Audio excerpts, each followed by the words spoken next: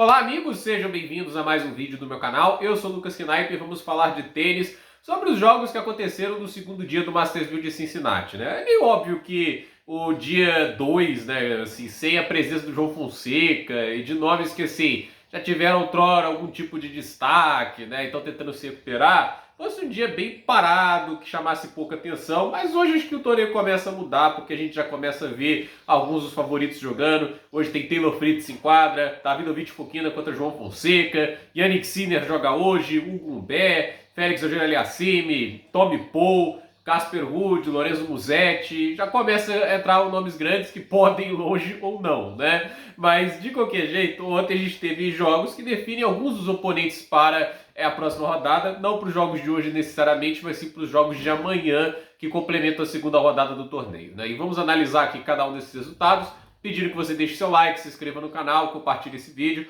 Primeiro deles, assim, Nishikori perdendo na estreia para Camilo Hugo Carabelli, né? Assim, é um saibreiro o Camilo Hugo Carabelli, mas se você não acelerar muito o jogo, né? Tipo, se você não fizer valer a vantagem da quadradura, que é beneficiar quem consegue jogar rápido, quem tem golpes que machucam bastante, né?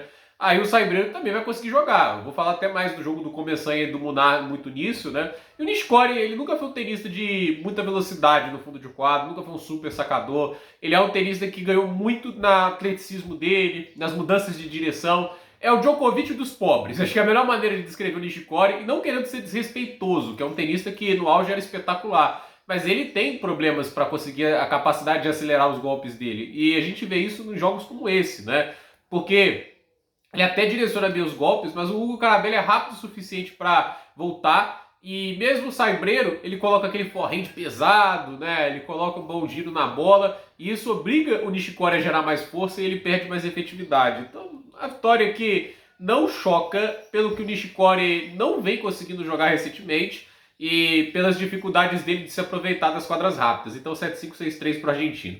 O Luca Nardi venceu o Tirante por 2-0. O Nardi entrou como lucky loser, né? O Tirante pelo quali, né? 6-4, 7-5, né? Ambos pelo quali, né? O lucky loser perdeu na primeira rodada do quali, que foi a única no caso. Mas uma boa vitória pro Nardi, que é um tenista que, quando ganhou o Djokovic lá no passado, a gente pensou, saiu um novo talento italiano, mais um dos vários, né? Mas não vingou. E aí tá vivendo aí de conseguir uma ou outra segunda rodada. O Luca Nardi, pra mim, eu esperava bem mais dele, né?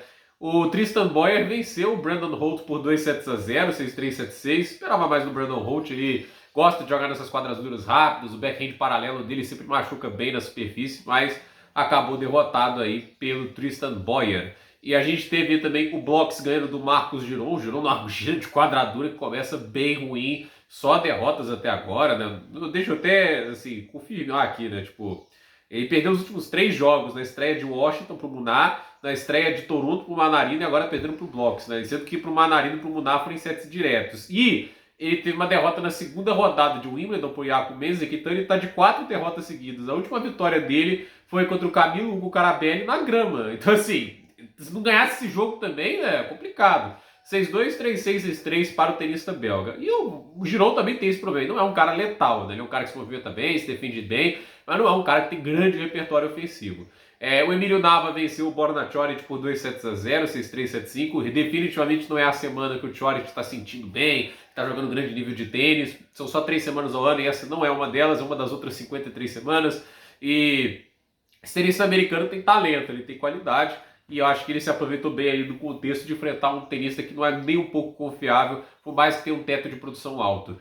O Francisco Começanha ganhou do Jaime Munar por 2-0, 6-4, 6-4, né? Apesar de saibreiro, o Começanha saca bem melhor do que o Munar, né? Tipo, ambos têm características de saibro, né? Corre muito rápido, se defende muito bem. A diferença é que o Munar joga muito mais reto e o Começanha joga mais no spinzão, né? E ele já tinha feito uma campanha bacana, né, na semana passada lá no Mastersville de Toronto, né, vinha de uma boa semana, e a verdade é que, assim, ele foi muito decisivo nessa partida. 10 breakpoints contra, ele salvou 9, enquanto o Munar em 5 breakpoints só conseguiu salvar 2, né, tipo, ele quebrou 3 vezes em 5 oportunidades, isso porque devolveu o saque muito bem, conseguiu machucar mesmo no primeiro saque do Munar, e fez diferença isso, né, os pontos com o primeiro saque, 77% para o Começanha, 67% para o Munar, e os aces, né, 6-2, né? Então dá para ver que tem um saque mais efetivo o Francisco Começanha. e é uma boa vitória para o argentino aí, que avança à segunda rodada e consegue bons pontos, né? É bom conseguir pontos fora da gira de saibro também.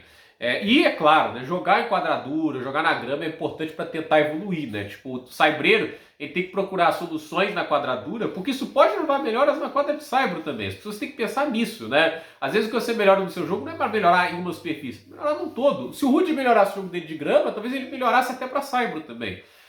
Itanquin ganhou do meu amigo Ketmanovic por 2-0, 7-6-6-4. Ano apagadíssimo do Ketmanovic. Itanquin também faz um golfinho também. Aparece, faz uma graça, passa uma parte do tempo sumido, mas venceu e é um tenista que vem se aproveitando bem das quadras duras, né?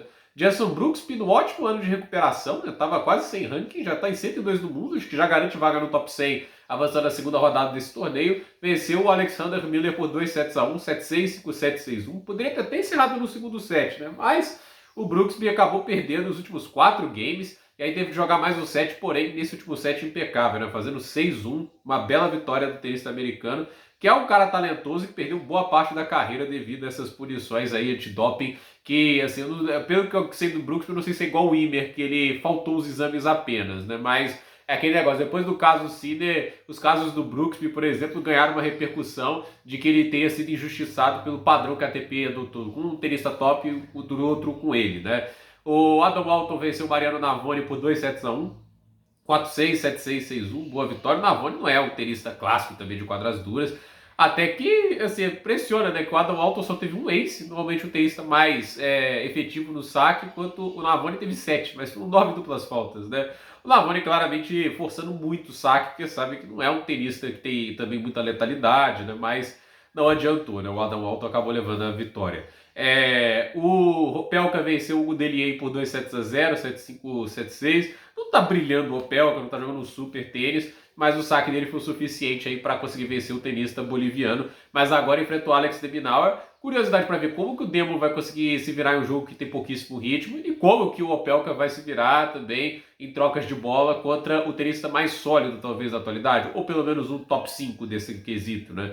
O Medjedovic venceu o Kovacevic, uma vitória bem impressionante, 6-2, 6-3. Esse é outro que tem um teto de produção bem alto, o Medjedovic, mas é aquele negócio, o jogo dele é tão agressivo que ou é 8 ou 80, né? Tipo, não vai fugir muito desse padrão, mas é uma boa vitória aí do tenista sérvio que fez uma boa atuação, não deu a menor chance ao Kovacevic, que parecia vir com resultados melhores recentemente. Roberto Bautista Agut venceu o Daniel Altmaier em 2 tiebreaks, 7-6, 7-6. Jogo demorado, mas os tiebreaks do Bautista Agut fazendo valer muito a experiência dele. É um tenista que conseguiu bons resultados em quadradura na carreira dele, né? Inclusive, acho que até tem final de Masters 1000 em quadradura. O Bautista Agut é um tenista extremamente inteligente, né? E impressionante, assim, que eu acho que não se comenta tanto dele, porque não é um tenista que chama atenção pelo jogo dele. Não é um jogo chamativo, ele não tem o showtime do Gael Monfils, né? Ele não tem o talento do Djokovic. Então, desses veteranos, acima de 35 anos, o fato dele ainda estar em 53 do mundo me chama bastante atenção e mostra como que o Roberto Bautista Agut ainda consegue sustentar a longevidade na base da inteligência tática. O Nandaluce venceu o Gibson por 2-1, 3-6, 6-3, 6-2. Uma vitória assim, interessante, né? Dois tenistas que vieram do quali, um 137 do mundo, o Nandaluce e o Gibson 213, né? É uma oportunidade de avançar a segunda rodada de um Masters 1000 e o espanhol aproveitou bem, né? Vamos ver aí o que ele faz na segunda rodada, se não me engano, enfrentando o Alexei Popyrin. Que tem, agora ele defende os 1000 pontos, né? Porque como mudou a formatação das semanas, né, desse ano para tanto o Masters do Canadá e de Cincinnati, que aumentaram de tamanho, os pontos do Popyrin só caem no fim desse torneio, né? Então, os 200 pontos que ele fez lá com as quartas de final em Toronto foram somados ainda aos 1000 que ele ainda tem de lá. Então ele é 19 do mundo, ele inclusive conseguiu o ranking mais alto da carreira, né? Sortudo o cidadão. Mas agora, se perder, ele cai para não para fora do top 40, boa campanha em Toronto evita uma queda maior, mas ali cairia para 38, 37 do mundo, isso já é uma queda significativa, né?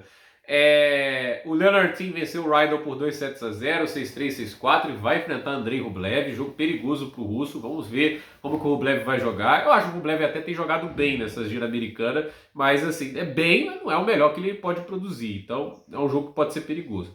Valentin Royer, tenista francês, venceu o Sebastian Hoffner por 2-1, 5-7, 6-3, 6-3, boa vitória do Royer. O Hoffner eu esperava um pouquinho mais nas quadras duras.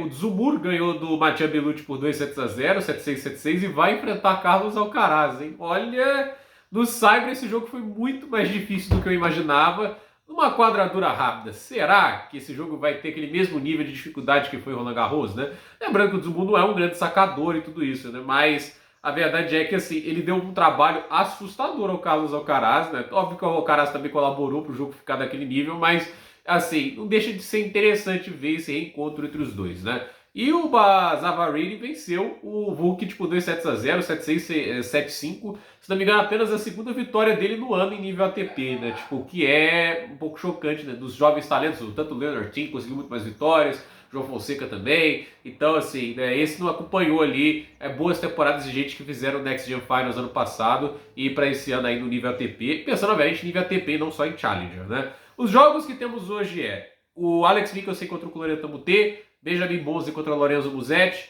Casper Ruud contra Arthur Hinderknecht, o Roman Safilin vai enfrentar o Roger Rune, o Pedro Martinez enfrenta o Tommy Paul, Stefanos Tsitsipas enfrenta Fabian Marojan, Thomas Martin Etcheverry vai enfrentar Félix Auger-Aliassime, Coleman Wong vai enfrentar Hugo Humbert, Yannick Sinner enfrenta Daniel Galan, Sebastian Baez enfrenta Gabriel Diallo, Thomas Mahat enfrenta Adriano Manarino, Davidovich Fokina vai enfrentar o João Fonseca, o Terence Atman vai enfrentar o Flávio Koboli, Zizu Beggs enfrenta Lorenzo Sônego, Francis Tiafoe enfrenta Roberto Carvalhas Baena, Taylor Fritz vai enfrentar Emílio Nava. Então, assim, esse é o jogo que encerra hoje as atividades do Masters 1000 de Cincinnati. Então, gente, por esse vídeo é isso. Duplo nos comentários, deixe seu like, se inscreva no canal, compartilhe esse vídeo e até o próximo vídeo.